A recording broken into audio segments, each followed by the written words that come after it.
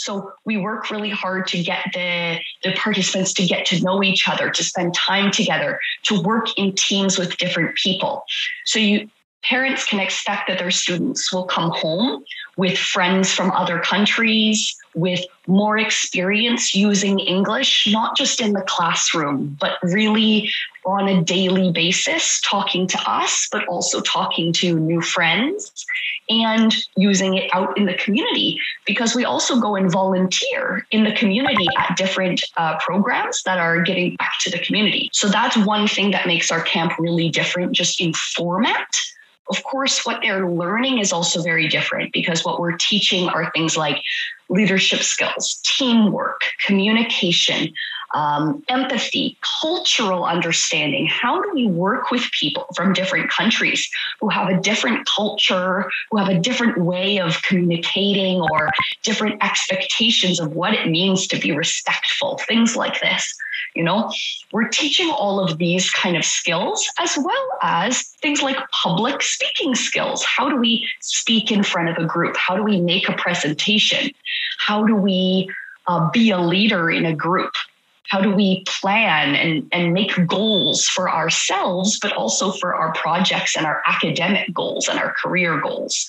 So what we're learning is skills that are going to help them academically, that are going to look good on a university application, but also skills that are really going to help them for the rest of their lives.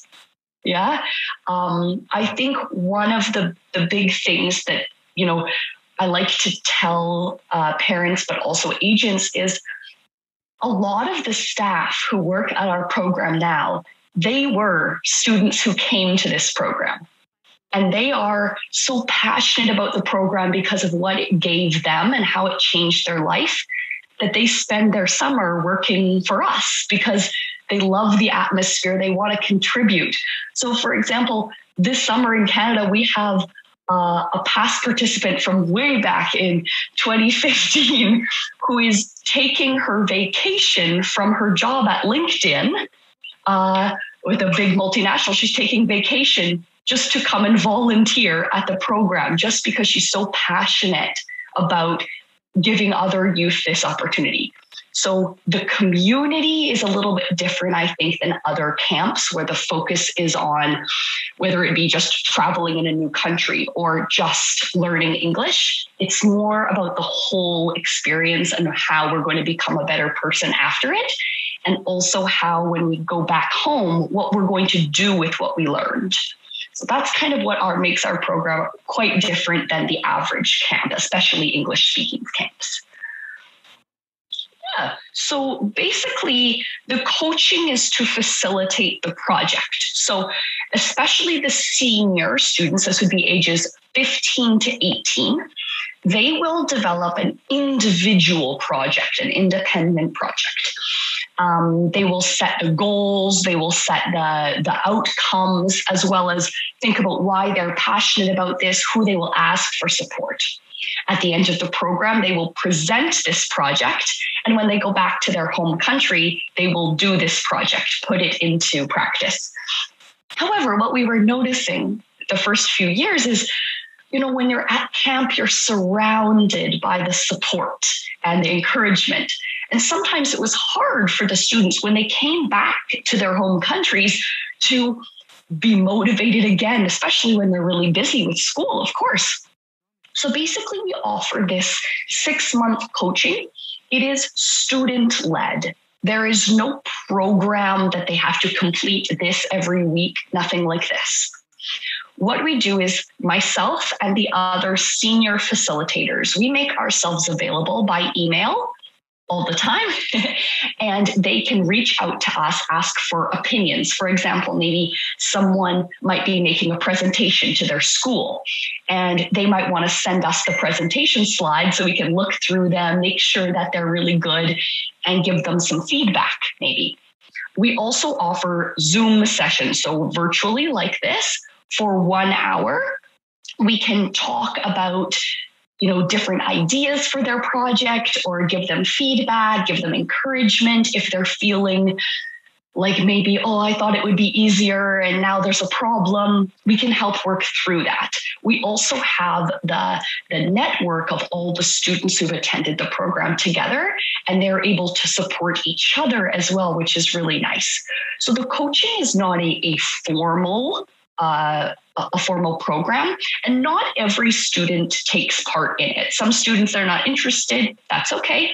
But we always have students interested in getting more feedback and support from us, even after they leave, because when they finish their project, so when they develop their project, they go home, they do the project, then they're able to get another certificate. So when they attend the program, they get level 1 certificate. And when they finish their project, they get the level 2 certificate. And on the certificate, we write exactly what they did for the project, what the impact was, like they raised certain amount of dollars, or maybe they taught a certain amount of people. And that is a certificate that comes from us that they can use also for applications for university. So a lot of students choose to do their project, and we, through the coaching, can support them to make this project happen.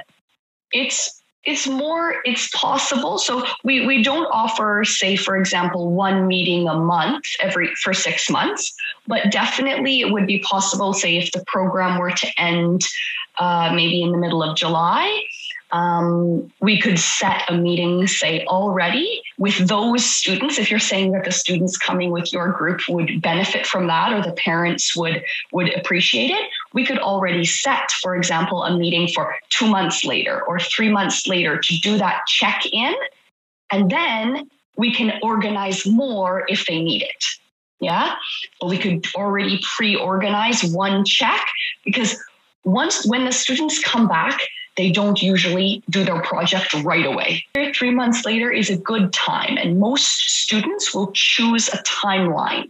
So when they're doing their planning, we actually have them think about this.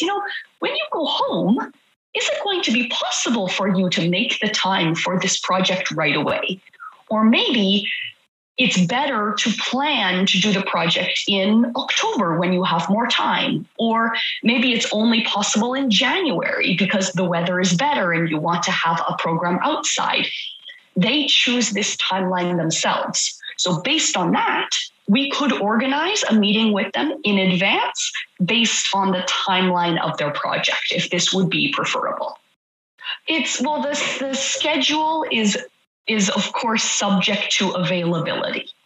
So we cannot at this point make reservations because we do not know how many students we have. So this is why we say subject to availability. Now, at this moment for session 1, for example, we are already booked to stay 3 nights at the Simon Fraser University campus at this time. However, if the group expanded to 50 students, we don't know if we're going to have room there, because of course this year is very different. We're having a lot of students joining later than usual. So of course, everything is subject to availability, and we try our best, and we always visit at least one university campus, always. This year, it's possible actually that the students will visit actually 3, maybe even 4, because this year when they're in Victoria, if they attend the 3-week program that we have with the 2-week Leadership Academy and the 1-week tourism, where they travel to Vancouver, it's possible they will also be visiting University of Victoria, which is on nearby where the boarding school is. And then next door to the boarding school is another university, Royal Roads University, and we'll probably be visiting there because they have a beautiful castle and garden. And then when we go to Vancouver, we'll be staying at SFU and probably also visiting UBC. So we're going to visit anywhere from 1, 2, 3, 4 universities in the 3-week program.